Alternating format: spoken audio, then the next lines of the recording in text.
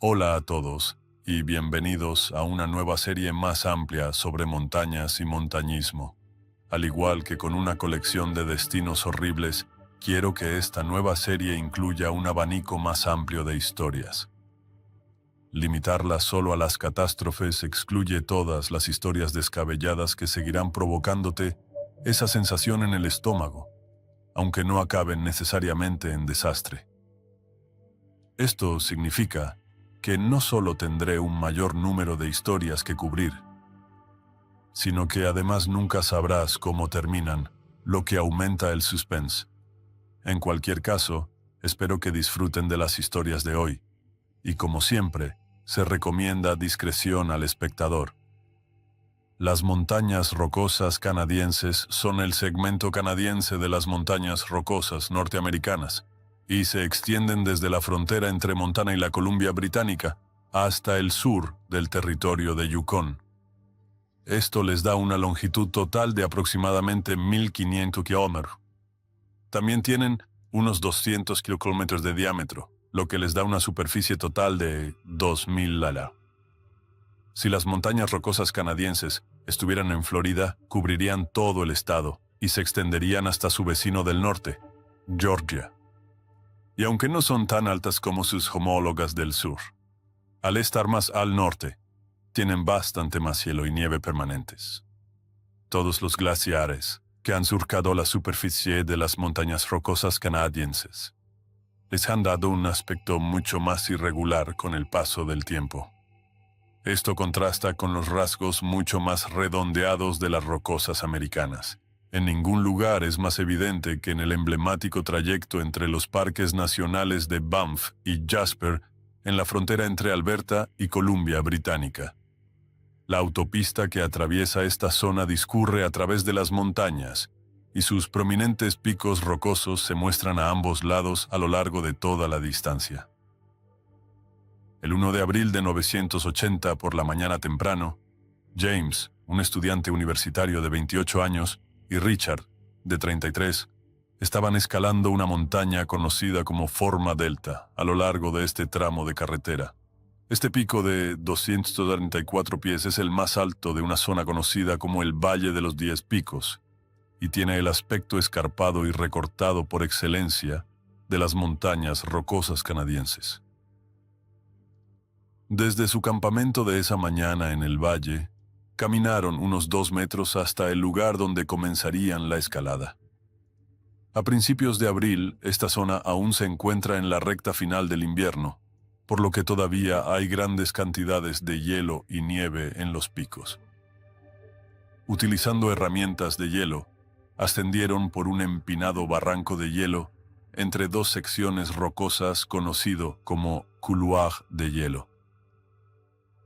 La pareja también trepó junta por la cuerda y colocó equipos de hielo como protección en el hielo escarpado. Cuando Richard colocó una de sus herramientas, un trozo de hielo se desprendió y cayó en picado hacia James. Richard gritó para avisar a James y los dos vieron cómo caía montaña abajo. Pero entonces oyeron el espantoso rugido de una avalancha que se desprendió tras el trozo de hielo y las toneladas de nieve que arrastraron rápidamente a los hombres por el couloir y 2.000 pies ladera abajo. James se despertó algún tiempo después y no tenía ni idea de dónde estaba ni de lo que había pasado. Por desgracia, estaba claro que estaba terriblemente herido. Tenía la espalda rota por 2 sitios, un brazo roto, el otro omóplato destrozado, costillas rotas, ligamentos rotos en las rodillas, la nariz rota, dientes rotos, hemorragias internas y sangre por todas partes. Por un momento, pensó que estaba en otra cordillera en la que había estado meses antes, pero poco a poco se dio cuenta de dónde estaba y de lo que había estado haciendo. Entonces, se dio cuenta de que había estado con Richard, y no tenía ni idea de dónde estaba ni en qué estado se encontraba. Se levantó penosamente y vio a Richard cerca. Trágicamente, estaba claro por sus heridas que Richard estaba muerto. Al darse cuenta de la gravedad de sus heridas, James supuso que también iba a morir, y se tumbó junto a Richard. Al principio temblaba, pero al cabo de un rato empezó a sentir calor y cansancio. Sabía que eso significaba que estaba a punto de morir.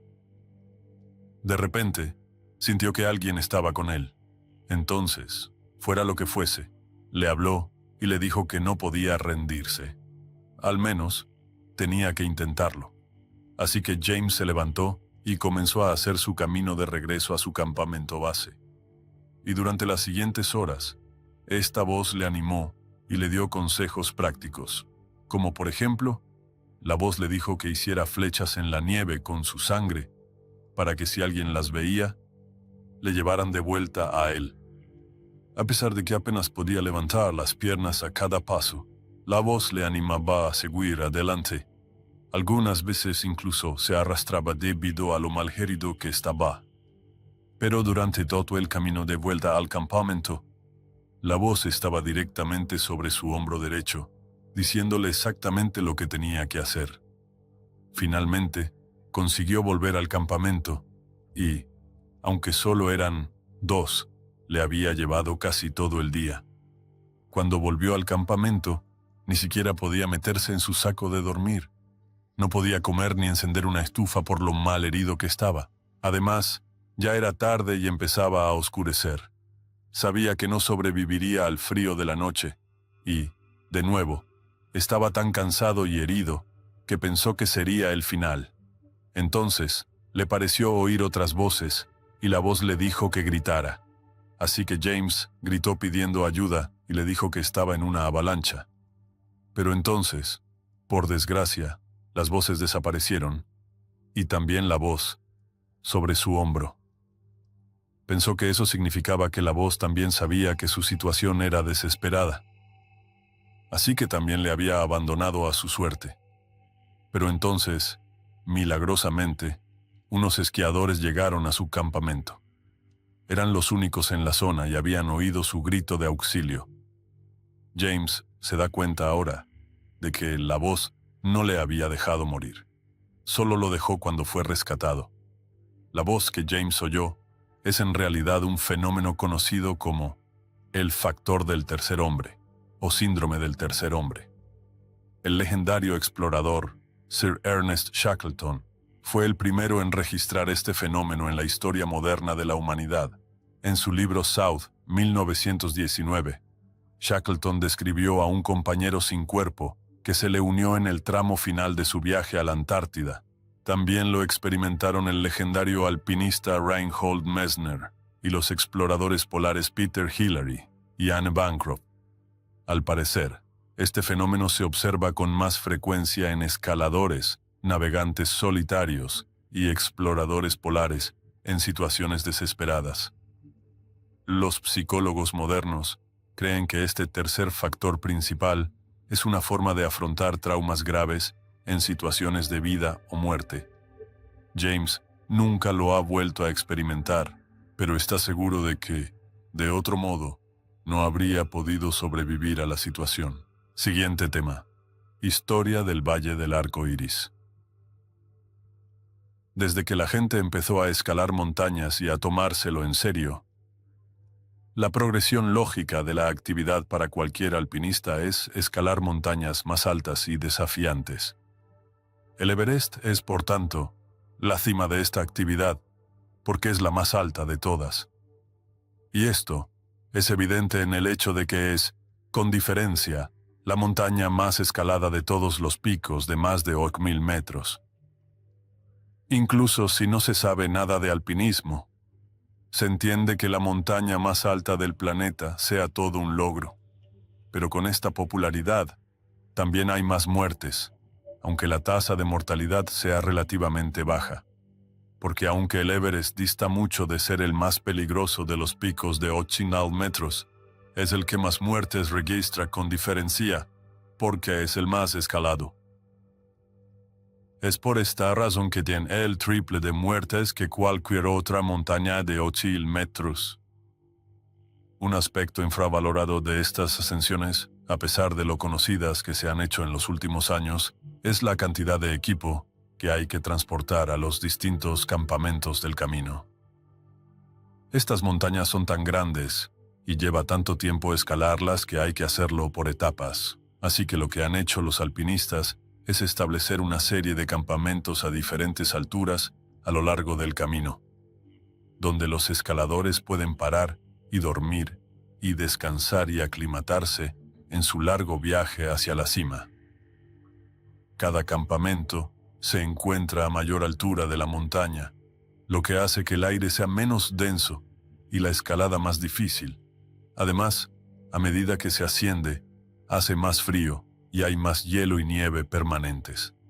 El campamento más alto establecido regularmente, que los escaladores utilizan para hacer el último esfuerzo hasta la cima, está a 26.000 pies, o 7.924 metros. Está justo por debajo de la legendaria zona de la muerte, a 8.000 metros. Como sugiere el nombre de su agrupación, estos picos de 8.000 metros son las únicas montañas por encima de esa altura, y por lo tanto, son las únicas montañas donde los escaladores suben a esta zona de la muerte. Este es el punto en el que la presión de oxígeno es demasiado baja para sostener la vida humana. Esto contrasta con el nivel del mar, donde el cuerpo humano funciona mejor. Esto se debe a que el aire a la presión del nivel del mar permite que los glóbulos rojos que transportan oxígeno dentro del cuerpo estén completamente saturados de oxígeno. Sin suficiente oxígeno, las células dejan de funcionar lentamente. Así que en la zona de la muerte, literalmente, te estás muriendo lentamente. El cuerpo puede adaptarse hasta cierto punto si pasas tiempo a bajas presiones. El cuerpo detecta esta falta de oxígeno y responde creando más células sanguíneas para transportar más oxígeno. Pero este proceso tiene un límite. Ese límite está en los 8.000 metros. Además, se necesita tiempo para adaptarse. Por lo general, hay que pasar días y hasta semanas en este entorno para que se produzcan estas adaptaciones. De lo contrario, sufrirás mal de altura, edema pulmonar y edema cerebral, todo lo cual puede ser mortal, sobre todo en caso de esfuerzo, como si estuvieras escalando una montaña. Y este es solo uno de los retos a los que se enfrenta la gente en estas cumbres. También tienen que luchar contra el frío y el viento extremos, los rápidos cambios meteorológicos, las avalanchas, los desprendimientos de rocas y el desafío extremo que supone el propio alpinismo. Por eso estas montañas representan la cumbre del alpinismo, y por la misma razón, también hace que subir provisiones sea increíblemente difícil, y a menudo no merezca la pena bajar provisiones. Esto incluye el transporte de los cuerpos de cualquiera que muera en la montaña. Así, bajo la cresta norte del Everest, se encuentra el tristemente célebre Valle del Arco Iris, que debe su nombre a los numerosos cuerpos de colores que allí se encuentran permanentemente. Porque cuando la gente ha muerto en el Everest, con sus chaquetas de colores brillantes, nadie retira el equipo ni a las personas, creando un cementerio de los colores del arco iris a la vista de cualquiera que suba a la montaña. Algunos de estos cuerpos son nuevos y otros tienen décadas de antigüedad, de cuando se empezó a escalar el Everest. De hecho, hay más de 200 cadáveres por encima de los oxímetros en el Everest. Para contextualizar, la segunda montaña más alta tiene el segundo mayor número de muertes de cualquier pico de esos 1.000 metros, con solo 81 en total. Por desgracia, debido al peligro que supone para cualquiera que intente retirar los cuerpos, es imposible o prohibitivamente costoso. Los helicópteros no pueden aterrizar tan alto en la montaña, así que tiene que hacerlo manualmente un equipo y cuesta unos $7.000. Pero ni siquiera esto garantiza que se pueda bajar el cuerpo. A veces las condiciones son tan malas que es sencillamente imposible con las técnicas actuales. Con los años, algunos de estos cuerpos se han convertido en iconos, y algunos incluso se han convertido en marcadores para posibles escaladores en su camino hacia la cima. Por ejemplo, quizás el más famoso de ellos sea el de las botas verdes.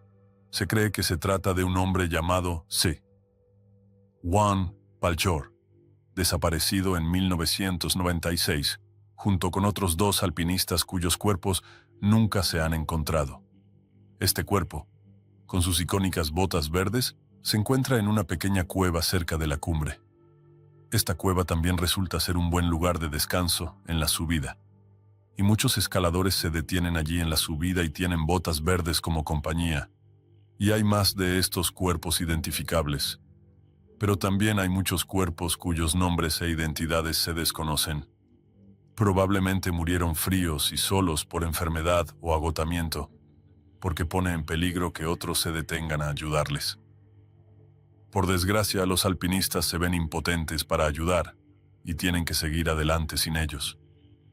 El frío permanente a esta altitud congela los cuerpos y ralentiza la descomposición, lo que garantiza que estarán allí mucho tiempo, o hasta que se cree algún método mejor para recuperarlos. Para algunos, las montañas no significan nada. Para otros, son como un cuadro. Bonitas a la vista, pero poco más. Otras personas ven las montañas y piensan en subir a la cima. Algunos van un paso más allá y quieren escalar montañas lo bastante altas y duras como para necesitar habilidades y herramientas especiales. Y luego hay gente que mira las montañas y lo único que ve son preciosas laderas cubiertas de nieve. Aunque les guste el ascenso lento y técnico, su verdadera pasión es deslizarse a velocidades increíbles sobre tablas de snowboard y esquís. Y como en todo, las personas se sitúan en un espectro de interés, habilidad e intrepidez. Algunas personas simplemente nacen con un conjunto particular de habilidades y una actitud para superar los límites de estas actividades. Marco Sefredi, nacido el 22 de mayo de 1979 en Chamonix, pertenecía a esta última categoría. En la ciudad de Chamonix, donde nació, el macizo del Mont Blanc estaba justo en su patio trasero. Marco podía disfrutar de todas las oportunidades que ofrecía y para las que la mayoría de la gente tenía que viajar.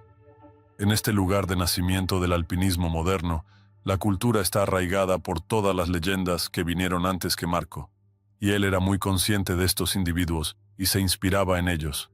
Y por eso, un año después de aprender a hacer snowboard, en 1996, con 6 años, descendió Mallory Kuluire por la cara norte de Desiptumidi. Se trata de 1000 metros de pendiente de 55 grados con toneladas de roca expuesta por todas partes.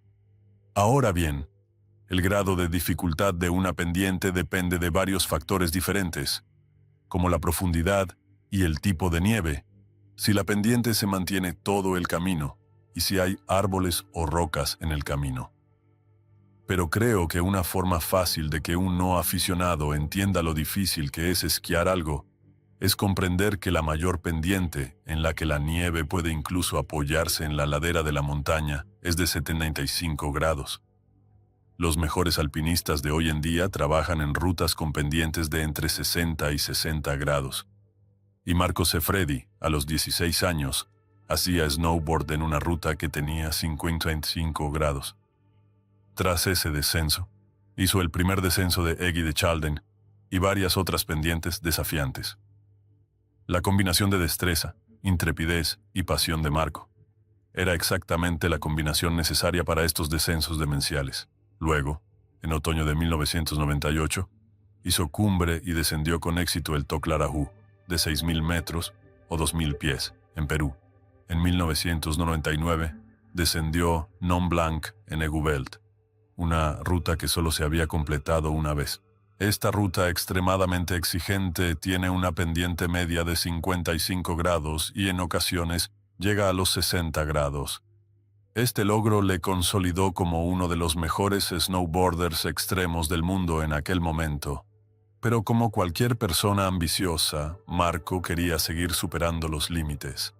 Su siguiente gran proyecto fue el Dorje Lakpa, de 7.000 metros, en Nepal. También lograría descender esta montaña, pero antes de que lo hiciera, en la cima, el monte Everest era claramente visible 1.000 metros más arriba. Desde entonces, El Everest estaba en su horizonte. Cuando volvió a casa de Nepal, empezó a planearlo casi de inmediato. Primero escalaría el Cho Oyu, más fácil. Este es otro de los 14 picos de 8.000 metros del Himalaya y le ayudaría a entender cómo reaccionaría su cuerpo en la zona de la muerte. Obviamente, tenía que ver si podía ascender algo así antes de pensar en subir a la montaña más alta de la Tierra. En el otoño del año 2000, Marco hizo cumbre y descendió en snowboard los 8.208 metros del Cho Oyu. Con este increíble logro de hacer cumbre y descender en snowboard, Marco sintió que estaba preparado para el punto más alto de la Tierra. Esta expedición comenzó en la primavera de 2001 e increíblemente, al mismo tiempo, había otro alpinista y snowboarder llamado Stefan Gubb que planeaba lograr la misma hazaña. Pero a diferencia de Marco, Stefan planeaba ascender la montaña sin Sherpas y sin oxígeno suplementario. Esto supone un reto mucho mayor, y es algo que pocos alpinistas han logrado. Para su descenso, Marco planeaba hacer snowboard en una zona conocida como Hornbein Kulwa. Este era el lugar que él personalmente consideraba el santo grial del snowboard. Pero, por desgracia, no había suficiente nieve en esa ruta cuando llegó. Irónicamente, esto facilita mucho la ascensión a la montaña, pero imposibilitaría la práctica del snowboard en su ruta original. Así que en su lugar, eligió una zona diferente conocida como Norton Gloire. De camino a la montaña, nevó lo suficiente como para que esta ruta pareciera factible. El día anterior a la cumbre prevista por Marco, Stefan alcanzó la cima. Luego continuó con su descenso previsto y practicó snowboard hasta los 800 metros, pero llegó a una zona de nieve que era muy dura y muy peligrosa. Así que bajó otros 100 metros más o menos de la sección más empinada. A continuación, realizó con éxito el resto de la ruta desde allí.